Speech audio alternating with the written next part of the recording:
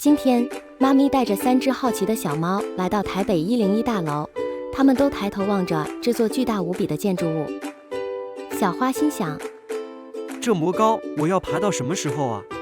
后来妈咪带它们去坐电梯。